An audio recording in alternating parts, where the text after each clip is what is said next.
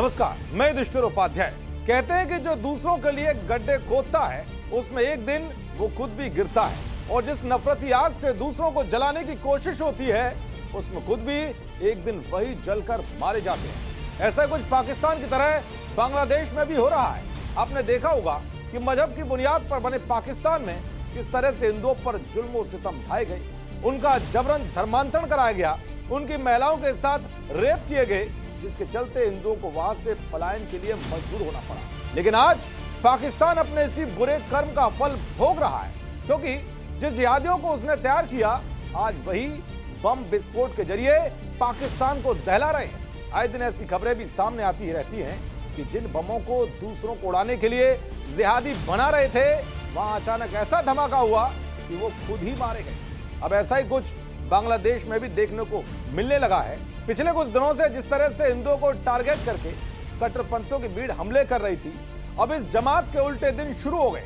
आपको बताऊंगा कि बांग्लादेश में जो जिहादी बमों की फैक्ट्री लगाकर हिंदुओं को बमों से मारने जा रहे थे वो कैसे अचानक बम धमाके में खुद ही उड़ गए। साथ ही बताऊंगा इस धमाके के बाद मदरसे के अंदर बम बनाने की फैक्ट्री पर क्या खुलासा हुआ है कि जिसने यूनुस को भी बुरा फंसा दिया है। दरअसल बांग्लादेश में मारकाट के बीच अब बम धमाके शुरू हो गए। इन धमाकों में अब उन्हीं को नुकसान हो रहा है जिन्हें ये हिंदुओं को मारने के लिए बना रहे हैं। कुछ ही घंटे के अंदर बांग्लादेश से 2 बम धमाकों की खबरें सामने आई और ये दोनों ही धमाके बांग्लादेश की राजधानी ढाका में हुए।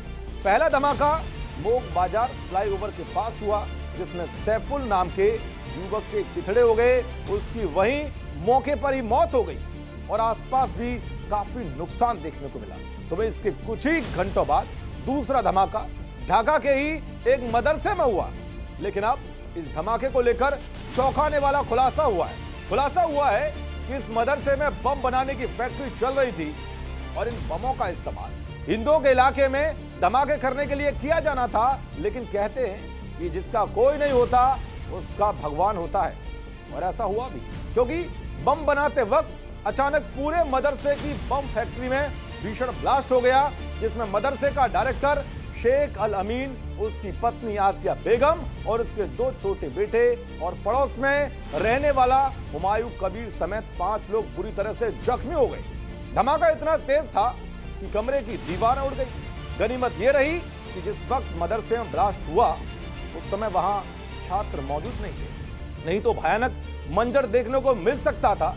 खुद ढाका पुलिस ने यह बताया है कि जिस पैमाने पर ब्लास्ट के बाद सामान बरामद हुआ है उससे जाहिर है किसी बड़े हमले को अंजाम देने की तैयारी हो रही थी। पुलिस ने 400 litre liquid chemical, electronic monitoring उपकरण और कई विस्फोटक सामग्री बरामद की है। मदरसे को ढाल के तौर पर इस्तेमाल करके बड़ी साजिश रची जा रही थी, वो भी ऐसे वक्त में जब बांग्लादेश में हिंदुओं पर लगातार हमले हो रहे हैं। लेकिन कहते हैं कि जैसा वो होगे वैसा ही एक दिन काटना भी पड़ेगा और ये बात बम फैक्ट्री वाले मदरसे में हुए ब्लास्ट ने एक बार फिर साबित कर दी। एक तरह जी न्यूज़।